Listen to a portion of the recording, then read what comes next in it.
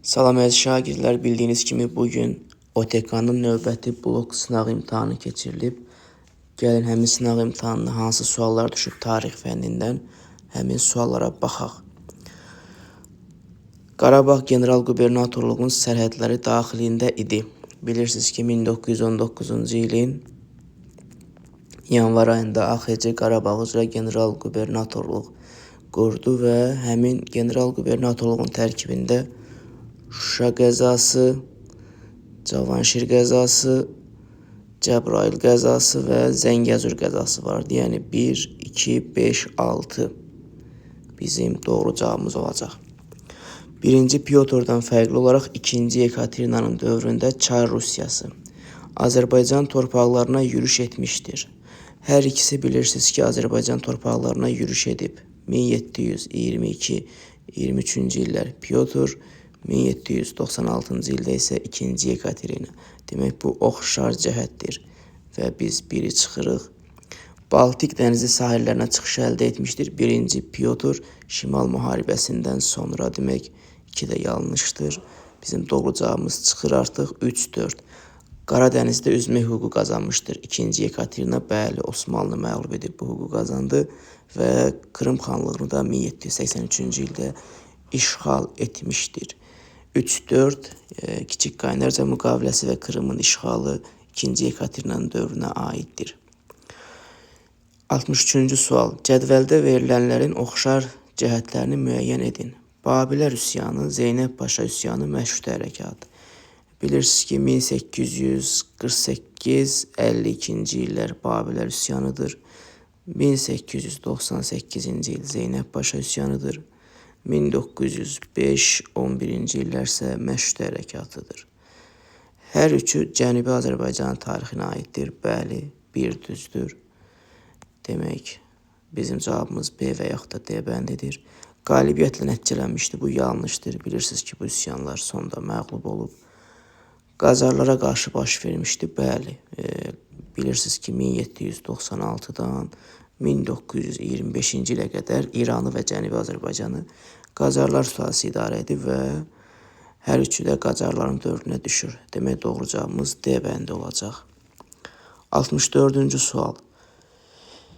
1. Torpaq sahibləri öz mülklərini nəsildən nəsilə ötürmək, satmaq, bağışlamaq hüququ aldılar. Bu islahat Azərbaycan feodallarının torpaq hüquqlarının güclənməsi ilə əlaqədar yeni bir mərhələnin başlanması demək idi. Azərbaycan feodalları öz torpaqlarını nəsildən nəsilə ötürmək, satmaq, bağışlamaq hüququ əldə etdilər. Bilirsiniz, 1846-cı il reskripti ilə bəy və ağalarla bağlı verilmiş. Əsasnamədə həmçinin sahibkar kəndlərinin vergi və mükəlləfiyyət məsələlərində toxunulurdu. Kəndli ailələri bir nəfəri öz iş heyvanı və alətləri ilə birlikdə ildə 18 gün müddətində bəy təsərrüfatında biyara göndərmək məcburiyyətində idilər. Bu mətndə isə 1847-ci il kəndli əsasnamələrindən bəhs olunur. Birinci mətndən, yəni 1846-cı il bəy və ağalarla bağlı verilmiş reskriptdən fərqli olaraq ikinci mətndə, yəni 1847-ci il islahatına aiddir. Kəndlilərə mülkədar tabilisi adı verildi 1846-cı ildə. Bu birinci mətnə aiddir. Bəylər kəndlər üzərində polis və məhkəmə hüququ aldılar. Bu hər ikisinə aiddir. Kişi cinsindən olan kəndlərə pay torpağının verilməsi nəzərdə tutulurdu. Bəli, 1847-ci ildə 5 desiyatin torpaq verilirdi kəndlərə. Xəzər vilayəti ləğv olunub 1846-cı ildə. Bu ümumiyyətlə inzibati islahata aiddir. Yəni, aidiyyatı yoxdur. Eyler-Venn diaqramına uyğun bəndləri müəyyən edin.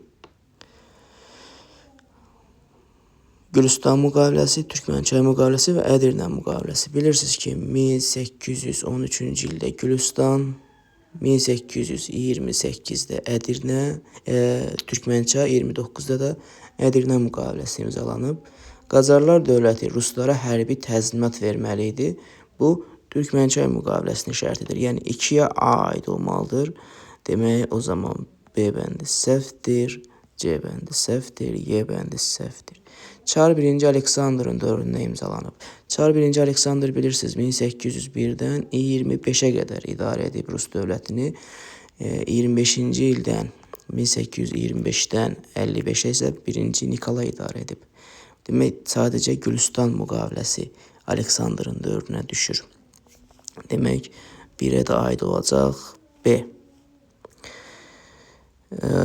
Cənubi Qafqazda Rus çarının işğalları təsdiqləndi.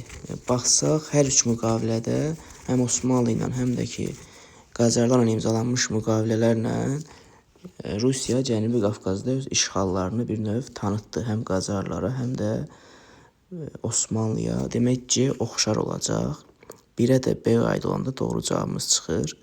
2-yə A qeyd etdik. 3-ə Ədirnə isə D bəndi aiddir. Axalsıq padşahlığının bir hissəsi Rusiya ilhaq edildi. Düzdür. İlk Rus məskənləri yaradılması, Azərbaycanda Rusların köçülməsi 1830-cu ildir və bu da heç birinə aid deyil. Y ümumiyyətlə səhvdir. Növbəti sual. Xəritədə ulduzla verilmiş şəhərin 18-ci əsr tarixinə aiddir. Baxırıq, ulduzla verilmiş şəhər Göyçə gölünün qərbi, bilirsiniz, İrəvan şəhəridir bura. Və bu şəhərin 18-ci əsr tarixinə aid olanı istəyir.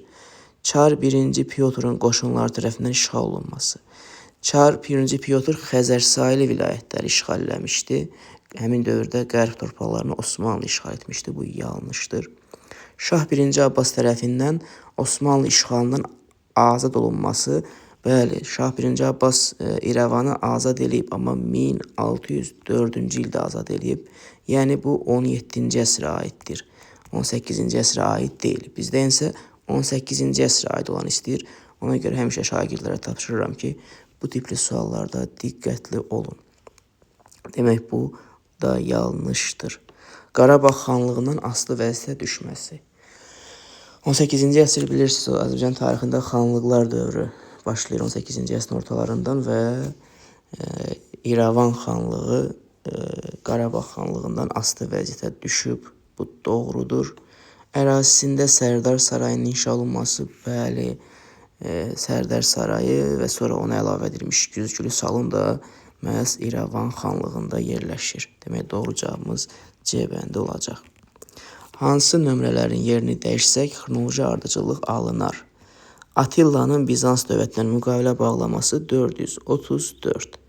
Axund dövləti Heratı tutdu, Axsuvar xan 484-cü ildə. Qərbi Qaraxanlı dövləti yarandı. Qaraxanlı dövləti bilirsiniz 1042-də 2 yerə parçalandı, qərbi və şərq hissəsinə. Bögü xan maneçiliyi qəbul etdi. Bögü xan 759-779, yəni 8-ci əsrdə hakimiyyətdə olub və maneçiliyi qəbul edib. Çinin qərbi Göytürklərə tabe etməsi 7-ci əsrin 50-ci illərinə aiddir. Demək, biz burada 3 ilə 5-in yeri dəyişsək, doğru ardıcıllıq alınacaq. Türkiyə tarixində 70-ci illərə aid, 20-ci əsrin 70-ci illərinə aiddir. Kənan Evrenin başçılığı ilə hərbi rejim yaradılması 1980-ci il hərbi çevrilişinə aiddir. Demək, 1 yanlışdır. Ölkənin Kipr adasına qoşun çıxarması, bəli, Yunanistanın Kipri işğal təhlükəsinə qarşı Kiprə qoşun çıxartdı Türkiyə. 2 düzdür. Mədəni inqilab adlanan hərəkatın baş verməsi bu ümumiyyətlə Türkiyə aid deyil. Siyasi sabitlik 70-ci illərdən pozulmuşdu. Düzdür. 4-də. Ölkənin NATO-ya daxil olması isə 1952-ci ildir. Bu 50-ci illərə aiddir. Demək, doğru cavabımız D bəndi olacaq. 69-cu sual. Xəritədə rəqəmlə verilən dövlətlərə aid uyğunluğu müəyyən edin. Yaxınlaşdırsaq baxarıq ki, 1 Hindistan ərazisidir. 2 Yaponiyadır. 3 də Çindir. 19-cu əsrin ikinci yarısında ingilislər tərəfindən işğalı tamamilə başa çatdırıldı Hindistanın. Demək, 1-ə A aid olacaq. 20-ci əsrin əvvəllərində respublika oldu. 1911-ci ildə Çin. 1-ci Napolyon işğalına məruz qalmışdır. Heç biri. C ümumiyyətlə yanlışdır. Onda A bəndi gedir, D bəndi gedir, Y bəndi gedir. 1-ə A dedik. Baxaq sualın davamına. Portsmouth sülhünə əsasən Koreyada şəriksiz ağalığı tanınmışdır. Yaponiyanın 1905-ci ildə Rusiya ilə imzalanmış müqavilədən sonra bu da Yaponiyaya aiddir. 80-ci illərdə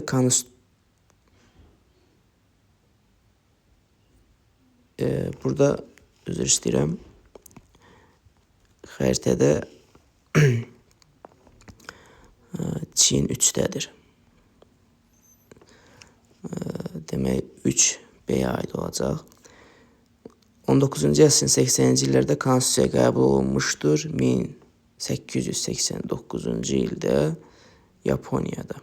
Demək bu da Yaponlara aiddir. Demək 1-ə olacaq A, 2-yə olacaq D, Y, 3-ə olacaq B. Doğru cavabımız C bəndə olacaq. 70-ci sual. Ağqoyunlu dövlətinin xarici siyasətinə aid uyğunluğu müəyyən edin. Qızıl Ordu dövləti Osmanlı dövləti ilə və Avropa dövlətləri ilə. Qızıl Ordu dövləti ilə Qaraqoyunlara qarşı ittifaq qurulmuşdur. Bu səhvdir. Sərhədlərinin pozulmaması haqqında razılığa gəlmişdir. Bəli, Uzun Həsən dövründə xatırlayırsınızsa, Moskova knyazı Ağqoyunlu dövlətinə öz nümayəndələrini göndərdi Qızıl Orduya qarşı mübarizə aparmaq üçün, amma Ruslardan əvvəl Qızıl Ordu dövləti Ağqoyunlarla bu haqda razılığa gəlmişdi ki, onların sərhədləri pozulmasın. Demək, Səfəvi dövlətinə qarşı saziş imzalanmışdır. Bu da səhvdir, belə bir saziş yoxdur. 1-ə B aid olacaq. Təkcə B. Doğru cavabımız çıxır elə. 2. Osmanlı dövləti. Trabzon üstündə münaqişə olmuşdur. Münaqişə Ağqoyunlu dövlətinin yox, bəyliyin dövründə yaranmışdır. Bu səhvdir. 2-ci Bəyazidin dövründə dostluq münasibətləri yarandı. Düzdür, Sultan Yaqub bilirsiniz Bəyazidlə dostluq əlaqələri saxlayırdı. Malatya döyüşündə Sultan II. Mehmedin qoşunlarını Uzun Həsən 1473-cü ildə məğlub etmişdi. Avropa dövlətləri ilə Ərdəbil şeyxlərinə qarşı hərbi ittifaq yaranmışdı. Bu səhvdir. Hərbi ittifaq yaratmaq üçün Venesiya ilə əlaqələr qurublar. Bəli, 1472-ci ildə hərbi ittifaq qurublar. Düzdür. Doğru cavabımız olacaq A bəndi. Sonra 71-ci sual. Aratda dövlət qurumu, Lüllübü dövlət qurumu, Kuti dövlət qurumu. Ərazisi Ürmiyə gölündən Fars körfəzinə qədər uzanırdı. Bilirsiniz Kutilərin. Dini idarəyə Maşmaş adlanan kahin başçılıq edirdi Aratdalılarda. Hökümdar İmaşqunu əsasını qoymuşdu Lullubilərin. İkinci Sarğunun yürüşünə məruz qalmışdı. Dövlət qurumlarının heç biri ikinci Sarğunun yürüşünə məruz qalmayıb ümumiyyətlə. D yanlışdır. Və biz D-ni çıxanda əslində cavabımız da çıxır. 1-ə B, 2-yə C, 3-ə A, Y. Akkad dövlətini süquta uğradı. Bəli, Kutilər Akkad dövlətini süquta uğratmışdı. Səfəvi dövlətinin idarəçiliyindən Qaraqoyunlu dövlət idarəçiliyinin fərqli cəhətləri. Yəni biz Səfəvilərin Qaraqoyunlardan fərqli cəhətlərini tapmalıyıq idarəçilik sahəsinə aid. Dövlətin başında qeyri-məhdud hakimiyyətə malik hökmdar dururdu. Bu hər ikisinə aiddir. Vəzir maliyyə işlərinə baxırdı. Bu da hər ikisinə aiddir. Ağqoyunlu, Qaraqoyunlu, Səfəvilər. Hökmdarın yanında məşvərətçi orqan hər ikisində var idi. Hökmdardan sonra ikinci şəxs vəkil adlanırdı. Bəli, Səfəvilərdə ikinci şəxs vəkil adlanırdı, amma Ağqoyunlu və Qaraqoyunlarda isə Əmir Əl-Ümər adlanırdı. Demək, təkcə Y bəndə aid olacaq 4. Yusif ibn Əbsac və Şəmsəddin Eldənizə aid oxşar cəhət. Şirvanşahlar dövlətini astağa salıblar. Bəli, hər ikisi Şirvanşahlar dövlətini astağa salıb Azərbaycanı birləşdiriblər. Bir düzdür. Gürcülər üzərində qələbə qazanıblar. Bəli, həm Yusif, həm də ki Şəmsəddin Gürcülər məğlub edib. Demək, 1, 2. Yeni dövləti əsasını qoyublar. Şəmsəddin Eldəniz yeni dövləti qursa da, Sazilər dövlətini Yusifin qardaşı Məhəmməd qurub. Demək, 3 səhvdir ümumiyyətlə. Azərbaycan ərazilərini vahid halda birləşdiriblər. Bu da düzdür. Demək, doğru cavabımız Y bəndi. 1, 2, 4 olacaq. 74-cü sual. Xəritədə paytaxtı ulduzla verilmiş Azərbaycan dövlətlərinin tarixində 10-cu əsrin birinci yarısına aid ümumi cəhəti müəyyən edin. 10-cu əsrin birinci yarısı, yəni 900-dən 950-yə qədər. Baxsaq, bu dövrdə Azərbaycanın şimal-şərqində Şirvanşahlar dövləti var, paytaxtı Şamaxı şəhəri. Cənubda da paytaxtı Ərdəbil olan 941-ə qədər Sacilər var, 941-dən də Salarilər dövləti var. Hər ikisinin paytaxtı Ərdəbil şəhəri olmuşdur. Müstəqilliklərinə son qoyulub. Şirvanşahlar bilirsiniz, uzun müddət mövcud olub və 16-cı əsrdə süqut edib. Slavyanların yürüşünə məruz qalıb. Bəli, baxsaq 10-cu əsrin əvvəllərində 909, 910, 914 Azərbaycanın dövlətləri, xüsusən də Şirvanşahlar dövləti məhz Xəzər vasitəsilə Slavyanların yürüşünə məruz qalıblar. Həmçinin 944-də Slavyanlar Bərdəyə, həmin dövrdə Bərdə məhz Salarların tərkibində idi, yürüş ediblər. Demək, bu oxşar cəhət olacaq hər iki dövlət üçün. Qarabağ bölgəsinin tarixində Vətən müharibəsindən sonraki dövrə aiddir. Vətən müharibəsi 2020-ci ilin bilirsiniz 27 sentyabr 10 noyabr tarixini əhatə edir. Xankəndi şəhərinin mərkəzində dövlət bayrağı isə ucaldılıb 2023-cü ilin 15 oktyabrında. Bu sonraki dövrə aiddir, düzdür. Hadrut qəsəbəsi azad olunub Vətən müharibəsi dövründə 9 oktyabrda, bu yanlışdır. Füzuli Beynəlxalq Hava Limanı 2021-ci ilin oktyabrdır, bu da düzdür, sonraki dövrə aiddir. İranla sərhəddin tamamilə ordumuzun nəzarətinə keçməsi Ağbənd qəsəbəsinin azad olunması ilədir. 22 oktyabr 2020-ci il və bu da səhvdir. Doğru cavabımız olacaq 1-3 Y bəndi. Şimali Azərbaycanın iqtisadi həyatında baş verən yeniliklər 60 və 70-ci illər. Cavad Məlikov Bakıda ağ neft zavodu tikdirdi 1963, demək 60-cı illərdir. A düzdür, 1-ə aid olacaq. Şəkidə ipək fabrika açıldı 1861, demək bu 1863 oldu, bu da 1861, hər ikisi 60-cı illər. Dərbənd quberniyasının yaradılması 1846-dır. Həm də bu iqtisadi yenilik deyil, 40-cı illərə aiddir. Dövlət kəndlərinin köçmə hüququ ləğv edildi 1853-cü il, bu da 50-ci illərə aiddir. Demək, 1-ə A, B aid olacaq. Doğru cavabımız çıxır. 1-ə A, B olanda 2-yə də D uyğun olacaq. 70-ci illər ilk neft daşıyan tanker, bəli, 1878-ci ildə bu 70-ci illərə aiddir. 77-ci sual. Qədim dövr tarixinə aid oxşarlıqdan biri yanlışdır. Şumerlər və Hunlar türk mənşəli tayfalardır. Bəli, düzdür. Yunanistan və Böyük Hun dövləti Makedoniyalı İskəndərin yürüşünə məruz qalıb. Yunanistan məruz qalıb. Düzdür, həmin dövrdə İskəndər sərkərdə idi. Amma Böyük Hun dövləti bilirsiniz, eramızdan əvvəl 220-ci ildə, yəni 3-cü əsrdə yaranıb. İskəndər isə artıq eramızdan əvvəl 323-cü ildə vəfat eləmişdi və bu demək ki, yanlış olacaq. Almaniyada Weimar Respublikasının mövcudluğu dövründə baş vermişdir. Weimar Respublikası bilirsiniz 1919-1933-cü illərə əhatə edir. Millətlər Cəmiyyətinə 1926-da üzv oldular. Düzdür.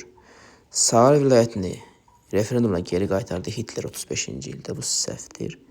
Avstriyanı birləşdirməsi 1938 yenə Hitlerə aiddir. Bu səhvdir. Lokarno konferansında bərabər hüquqlu dövlət kimi tanındı 1925-ci ildə. Bu da düzdür. 1-4. İtaliya ilə Polad Paktı 1939. Bu da Hitlerə aiddir. Bu səhvdir. Demək, doğru cavabımız C bəndi olacaq. Cədvələ əsasən döyüşlərin düzgün ardıcıl verildiyi bəndi müəyyən edin. Ərəb-Xəzər müharibəsi, Ərəb-Sasani müharibəsi. Bələncər döyüşü, Kadisiya döyüşü. Poitiers döyüşü ərəblərlə franklar arasında olub, bu səhvdir. Hilat döyüşü Ərəb-Xəzərdir, düzdür. Suasson isə franklara aiddir, bu səhvdir. Savalan döyüşü Ərəb-Xəzərdir, düzdür. Ktisfon Ərəb-Sasanidir, düzdür. Doğru cavabımız C bəndi olacaq. Uyğunluq pozulmuşdur, səhv olanı istəyir. Arslan Şahın sultan elan edilməsi, Atabəy Eldənizin İraq Səlcuq sultanlığını idarə etməyə başlaması, bu düzdür. Şirvanda Kəsranilər sülaləsinin varlığına son qoyulması, Səlcuq imperiyasının Azərbaycanın işğalını başa çatdırması. Kəsranilərin varlığına son qoyulub 1382-ci ildir. Səlcuqlar Azərbaycanı tabe edib 1066-da görürsüz qətiyyən arada bir oxşarlıq, uyğunluq yoxdur. Bu səhv olacaq. Sonra 81-ci sual. Gərək Əsədov, Mehdi Hüseynzadə və Əhmədiyyə Cəbrayılov 2-ci Dünya müharibəsində iştirak etmiş Azərbaycanlı döyüşçülərdir. Onlara aid uyğunluğu müəyyənləşdirin. İtaliyada partizan, bunlar içərisində partizan Mehdi Hüseynzadə İtaliyada məhz partizan dəstəsinin komissarı idi. Əhmədiyyə Cəbrayılov isə Fransanın ən yüksək hərbi mükafatına layiq görülmüşdür. Bilirsiniz, Fransada Charles de Gaulle'la birlikdə Fransanın azadlığı uğrunda mübarizə aparmışdır. Gərək Əsədov isə Rumuniyada baş verən döyüşdə iştirak etmişdir. 1-ə B, 2-yə A, 3-ə C. Y bəndi doğru cavab olacaq. Verilmiş nəticələrə uyğun döyüşləri müəyyən edin. Bizans ordusu məğlub oldu Gelibolu döyüşündə. 1354 Konstantinopol fəthi gecikdi Moxaş döyüşündə. Xeyr, Konstantinopol fəthi Ankara döyüşündə gecikib.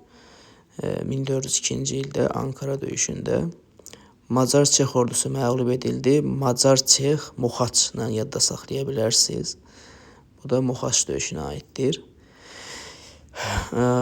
Demək, baxsaq, Maltəpə elə doğru cavabımız B bəndi olacaq. Çünki Kosova döyüşündə Serbiya məğlub edilib. Burada C bəndi səhv olur və doğru cavabımız B bəndi çıxır. Xronoloji ardıcıllıq. Bədir döyüşündə müsəlmanlar qalib gəldi 624-də. Əbu Müslim Əməvilərə qarşı üsyan qaldırdı. Əməvilərin hakimiyyətə son qoydu 750-ci ildə. Xlodvik xristianlığı qəbul etdi. Xlodvik bilirsiniz 500-cü ildə Frank dövlətini qurdu və o dövləti qurduqdan sonra öz mövqeyini möhkəmləndirmək üçün xristianlığı qəbul etdi. Almaniya kralı 1-ci Otto imperator elan olundu və müqəddəs Roma imperiyasını yaratdı 962-ci ildə. Demək olacaq 3, 1, 2, 4. 84-cü sual. Hastings döyüşünün baş verməsi, Fransada mərkəzləşmiş dövlətin yaranması. 1066-cı ildə Hastings döyüşündən sonra Fransada yox, İngiltərədə mərkəzləşmiş dövlət yarandı. Bizansın xaçlara dəstək verməməsi, 2-ci xaçlı yürüşün uğursuzluğa bitməsi bu düzdür. Avropada Rekonkist hərəkatı baş verdi, Latın imperiyası yarandı. Rekonkista bilirsiniz 1517-dir, Latın imperiyası 1204-cü ildə 4-cü xaçlı yürüşündən sonra yaranıb. Səhvdir. Vestfaliya sülhü imzalandı 1648-ci ildə. Avropada dini müharibələrin başlanğıcı yox, son qoyuldu, bitdi bir dəfəlik. Augsburg sazişi imzalandı 1555-də və protestantların dini azadlığı tanındı, düzdür, demək 2-5 doğru olacaq. Daş dövründən fərqli olaraq erkən və orta tunc dövründə.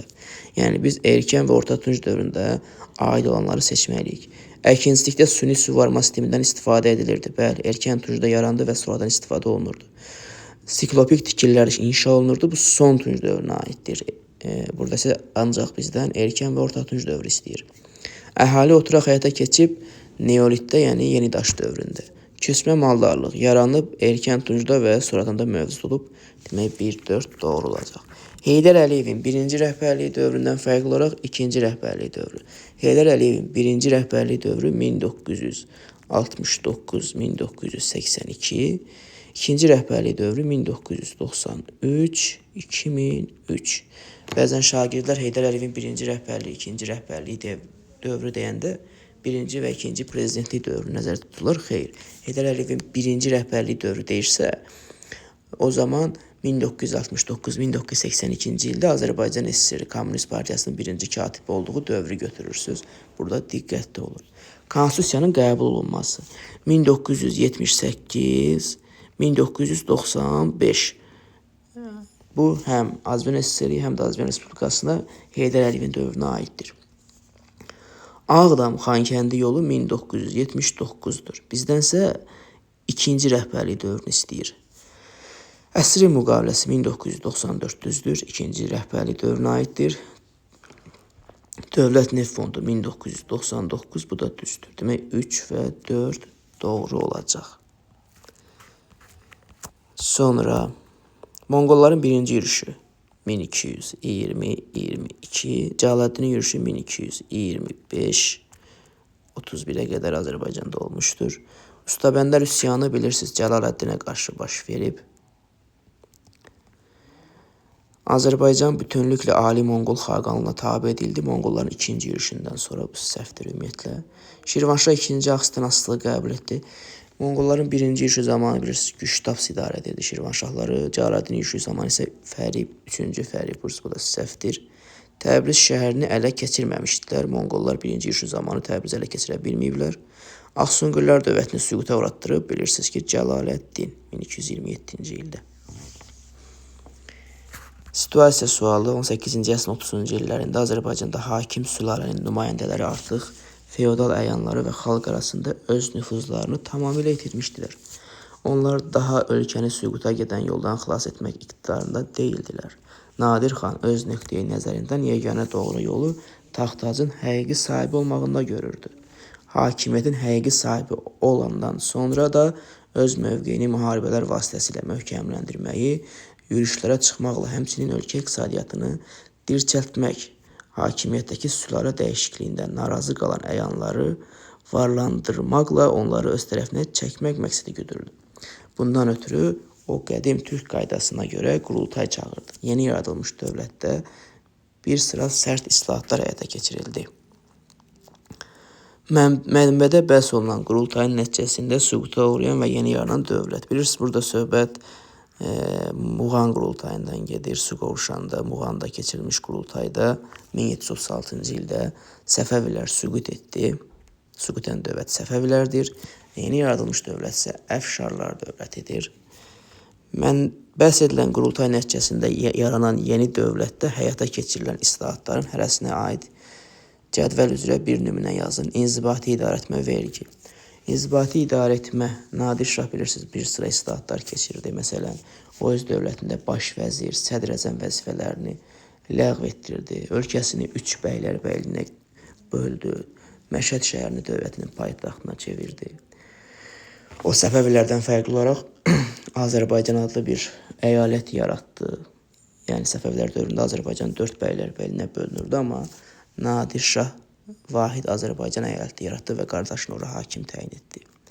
Vergi islahatı bilirsiniz, vergi sahəsində ciddi nizam-intizam yaratdı. Ruhanilərin əmlaklarını müsadirə etdi. Nadir Şah onu bilirsiniz də ruhanilərin dindən istifadə edib varlanmasına qarşı idi və onlara qarşı da sərt tədbirlər həyata keçirmişdi.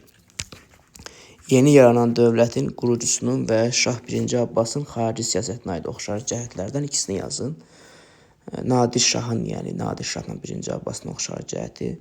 Hər ikisi Osmanlı dövlətindən müharibə aparıb. Nadir Şah da, mən bunu hatta şagirdlərə qeyd edirəm, yəni Nadir Şah dövründə bir cümlə keçir, səhv eləmirəmsə dərslikdə və yaxud da bir neçə cümlə belə deyək.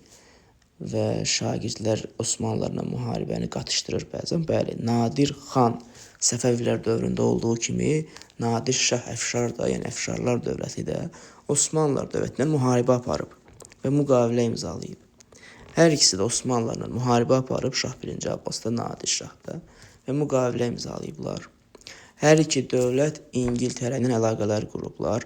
Şah 1. Abbas bilirsiniz İngiltərə ilə əbədi dostluq müqaviləsi imzaladı və Portuqalları Hörmüzdən çıxartdı. Nadir Şah da İngiltərə ilə, Hollandiya ilə, Rusiya ilə birisi əlaqələr qurmuşdu və Xəzər dənizində hərbi donanma qurmaq istəyirdi. Yəni burada bir neçə səbəb yaza bilərsiniz. Əziz şagirdlər, sizin üçün OTK-nın sınağını izah etdim. Qaranlıq qalan məqamları və suallarınızı rəy bölməsində qeyd edərsiniz. Sağ olun, sağlıqla qalın.